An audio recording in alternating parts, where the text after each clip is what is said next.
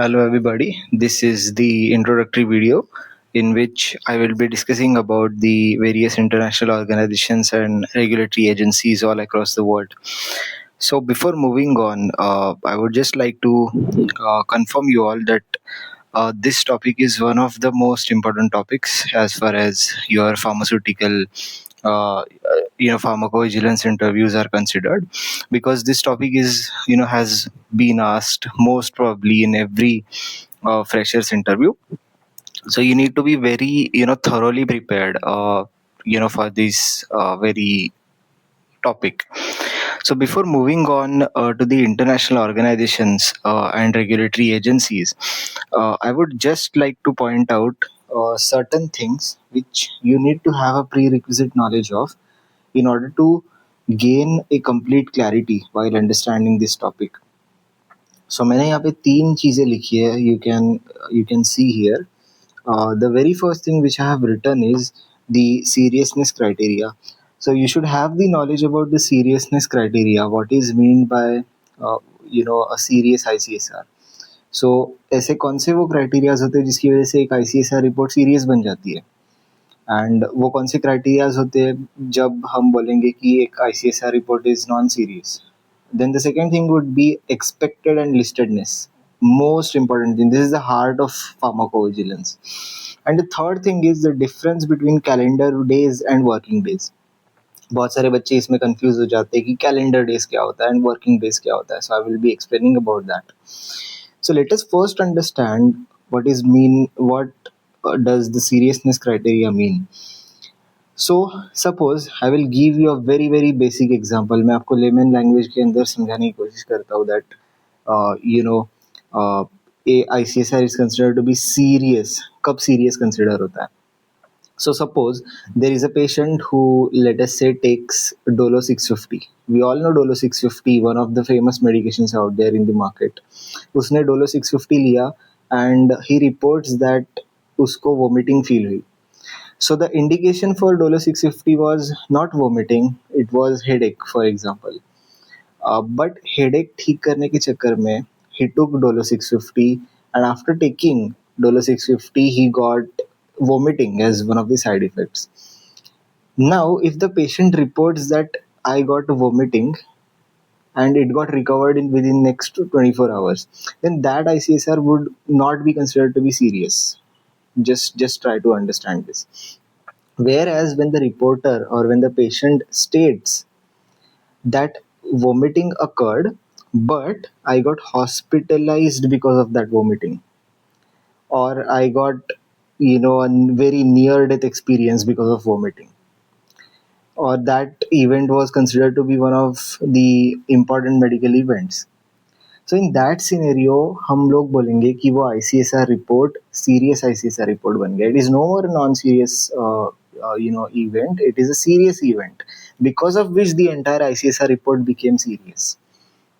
So whenever along with the event any of the seriousness criteria comes into picture, hospitalization हो गया, disability हो गया, life threatening, death, congenital anomaly और important medical event, इनमें से एक भी अगर seriousness criteria is there along with your event, then that ICSR report would be considered to be serious. Alright. Hospitalization should be greater than 24 hours. So the patient should be admitted in the hospital for more than 24 hours. Then that thing would be considered as hospitalized. अगर वो सिर्फ doctor के पास गया है for checkup, then that is not considered to be hospitalization. All right. So this is all about the seriousness criteria. So जब event serious होगा तो वो ICSR हम लोग सीरियस ICSR बोलेंगे, वरना that is non serious ICSR. Now coming to this very very important thing which is called as expectedness and listedness. अब ये क्या चीज़ है? Again I will take you through a very very simple example, a very very layman example. Suppose करो there is a pharmaceutical company run by me. मैंने एक pharmaceutical company establish करी and I manufacture suppose drug A, B, C. कोई एक particular drug मैं जो है manufacture कर रहा हूँ. Now what is there is a document called as CCDS. just try to understand. एक CCDS करके डॉक्यूमेंट होता है which CCDS stands for company core data sheet. Now what company core data sheet is, it is basically a set of documents जिसके अंदर I have jotted down all the events which are which could happen after the administration of my drug ABC. So suppose I will again take the same example of Dolo 650. If a patient takes Dolo 650 and he develops vomiting, now एक patient ने vomiting report किया, दो patients ने vomiting report किया, if thousands, hundreds and thousands and lakhs of patients report की okay vomiting हो रही है डोलो 650 लेने के बाद, that now after the R&D, after the risk benefit evaluation of the drug ABC, मुझे ये पता चला that the benefit profile is much higher than the risk profile of this drug.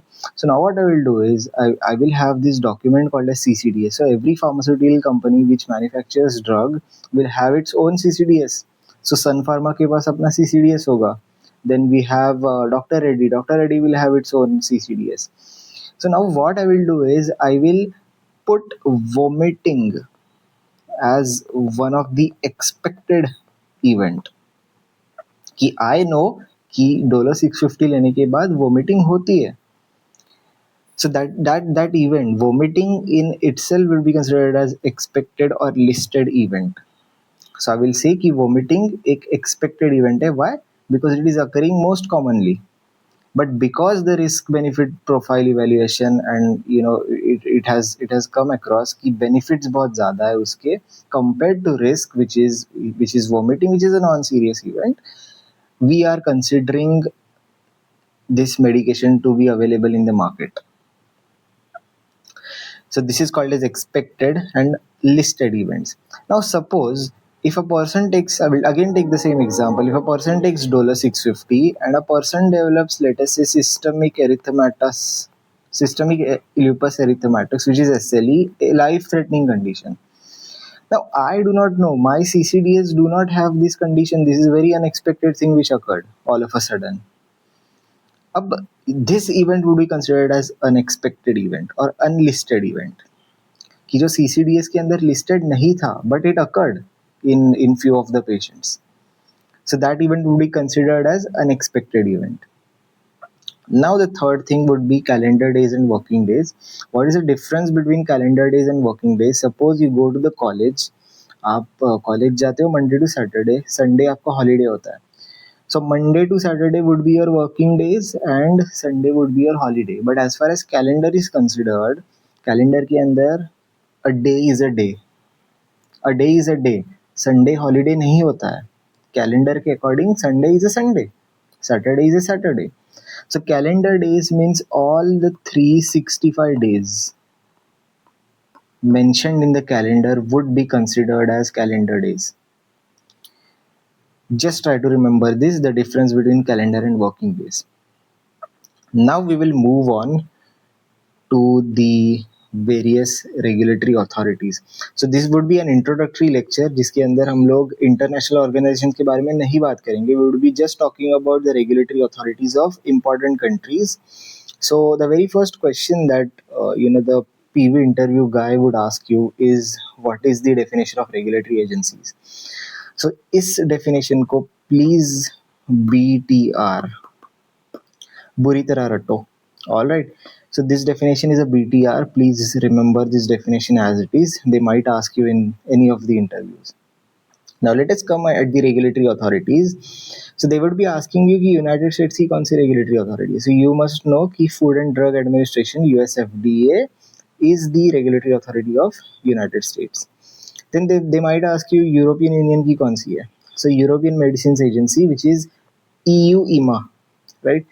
United Kingdom we have MHRA. For Japan we have PMDA. For China we have NMPA.